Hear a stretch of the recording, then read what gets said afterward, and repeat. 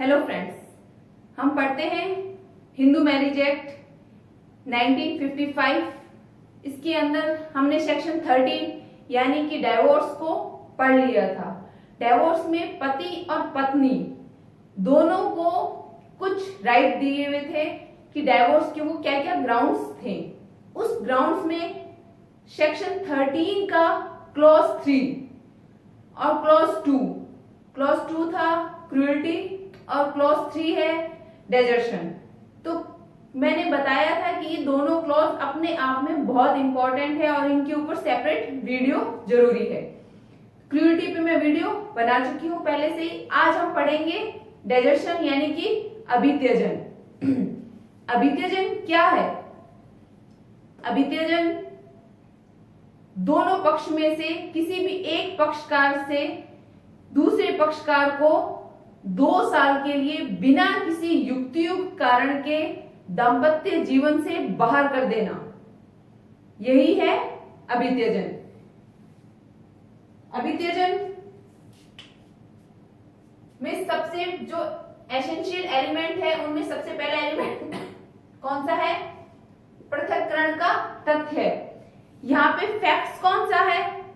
Digestion का सबसे बड़ा जो मेजर फैक्ट है वो है पृथक्करण, यानी कि इन दोनों को अलग अलग होने के लिए ये एक ग्राउंड है।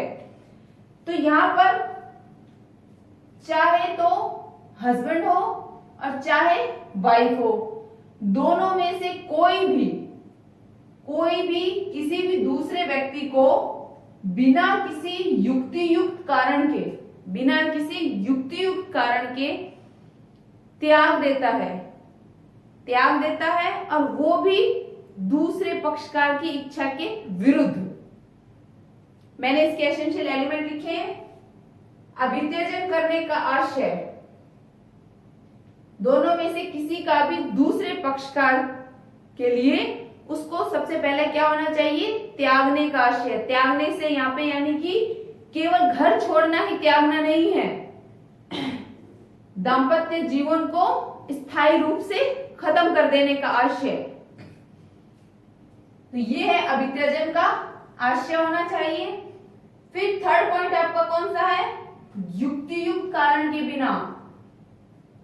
अगर किसी वैलिड रीजन से छोड़ा जाता है तो जो अपराधी होगा या जो फॉल्टी होगा वो पक्ष ही चेंज हो जाएगा। अगर पति ने पत्नी को किसी युक्तियुक्त कारण के छोड़ा है तो पत्नी किसी भी प्रकार का मेंटेनेंस नहीं ले पाएगी और यहाँ पे गिल्टी वाइफ हो जाएगी। और अगर वाइफ ने हस्बैंड को किसी युक्तियुक्त कारण से उसका त्याग किया है तो यहाँ पर हस्बैंड गिल्टी हो जाएगा। तो ये है कि युक्तियुक्त कारण के बिना अगर कोई पक्षकार छोड़ता है,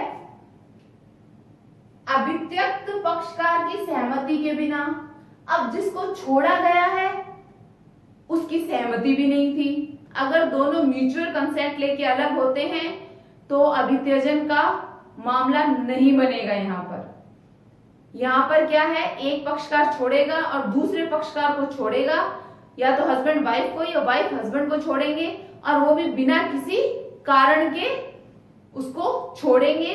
और जिसको छोड़ा जा रहा है उसको उसकी इच्छा के बिना छोड़ा जा रहा है, यानी कि वो नहीं चाहता कि उसे कोई छोड़े, उसको उसका पार्टनर छोड़े और उसको उसकी इच्छा के विरुद्ध छोड़ा गया है। और कितने साल के लिए? 2 साल के लिए। यहाँ पे ये सबसे बड़ी चीज है, 2 साल के लिए कंटिन्यू उसका त्याग कर दिया गया है। तो ये है अभित्यजन, इसे हम अभित्यजन ही कहेंगे। तो अभित्यजन की डेफिनेशन में ये 5 पॉइंट कवर होते हैं। अब हम देखेंगे आगे कि अभित्यजन कितने प्रकार के होते हैं। अभित्यजन 2 प्रकार के होते हैं। एक प्रकार में जो व्यक्ति छोड़ता है बिना युक्तियुक्त कारण के, वो गिल्टी होगा। दूसरे प्रकार में जिस व्यक्ति को निकाला जाएगा वो गिल्टी नहीं होगा, बल्कि जिसके कारण वो निकाला जाएगा वो गिल्टी होगा। यानी एक में एक व्यक्ति छोड़ के जा रहा है, दूसरे में उस व्यक्ति को निकाला जा रहा है। आप इसको नोट डाउन कीजिए। हम उसके वो दोनों types with case in law आगे पढ़ते हैं।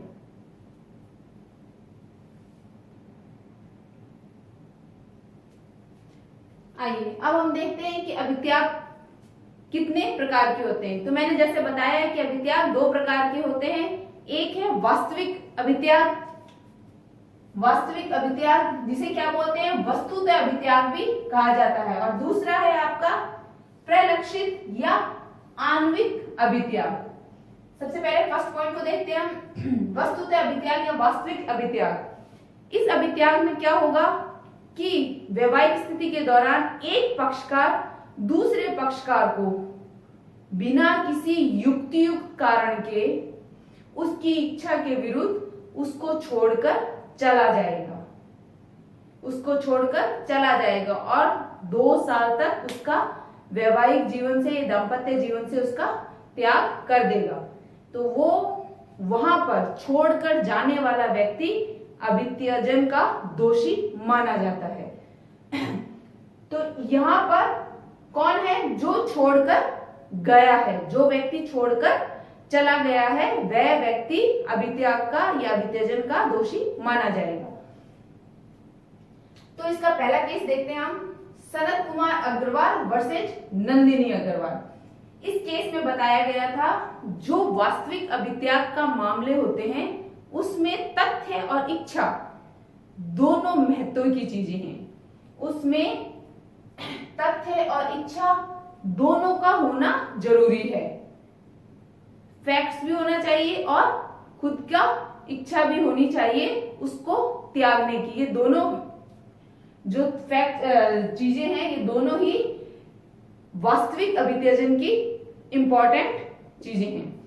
ठीक है, अब सेकंड मामला आता है विपिन चंद्र वर्सेस प्रभावती। 1956 का ये मामला है। इस मामले में पत्नी अपने माँ बाप के घर यानी कि अपने मायके गई हुई थी। जब वो वापस आने वाली होती है तो पति के द्वारा पत्र लिखा जाता है उसके ससुराल कि आप उसको मत भेजना, प्रभा को मत भेजो। वो फिर आना चाहती है, वो उसको ना भेजने के लिए कह देता है।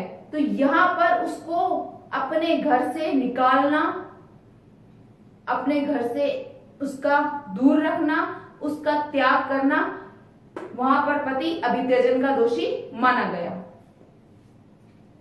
अब हम आते हैं सेकंड पॉइंट पे, प्रलक्षित या आणविक अभित्याग।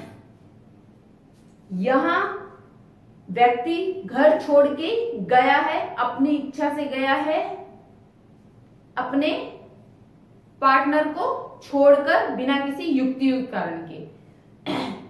इसमें आणविक अभित्याग में, प्रलक्षित या आणविक अभित्याग में जो पक्षकार घर छोड़कर जाता है वह दोषी नहीं होता, बल्कि दोषी कौन होता है, जिसके कारण जाता है। एक पक्षकार वैवाहिक स्थिति में ऐसी सिचुएशन क्रिएट कर देता है, घर में ऐसा माहौल क्रिएट कर देता है कि दूसरे पक्षकार को, दूसरे पार्टनर को उसके साथ रहना बिल्कुल मुश्किल हो जाता है, यानी उसके साथ रहना उसके लिए असंभव है। तो उतना मजबूर होकर वो घर छोड़कर चला जाता है। तो यहाँ पर घर छोड़ के जाने वाला व्यक्ति अभित्यजन का दोषी नहीं माना जाएगा, बल्कि जिसके कारण घर छोड़ के जाना पड़ा है वह व्यक्ति अभित्यजन का दोषी माना जाएगा। एग्जाम्पल ले लेते हैं। अगर वैवाहिक स्थिति के दौरान वैवाहिक घर में पति के द्वारा पत्नी के होते हुए अगर कोई रखेल रखी जाती है तो पत्नी उसका घर छोड़ देती है। तो यहाँ पर पति का जो कार्य था वो इतना निकृष्ट था, ऐसा था कि पत्नी का उसके साथ रहना नामुमकिन था, तो वो उसको मजबूरी में वह घर छोड़ना पड़ा। तो यहाँ पत्नी अभित्यजन की दोषी नहीं मानी जाएगी, बल्कि पति अभित्यजन का दोषी माना जाएगा। पहला केस ज्योतिष चंद्र वर्सेज मीना, AIR 1970 का ये मामला है।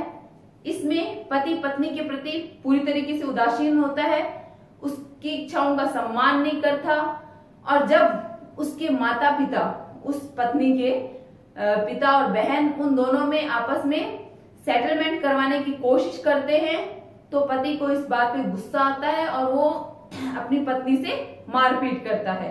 तो यहाँ पर पत्नी घर छोड़कर चली जाती है क्योंकि उसको इतना मजबूर कर दिया जाता है कि अब उसका उस घर में रहना बहुत ही मुश्किल हो जाता है। तो यहाँ पर पत्नी अभित्यजन की दोषी नहीं मानी जाएगी, बल्कि वह पति जिसके कारण वह घर छोड़कर गई है वह अभित्यजन का दोषी होगा।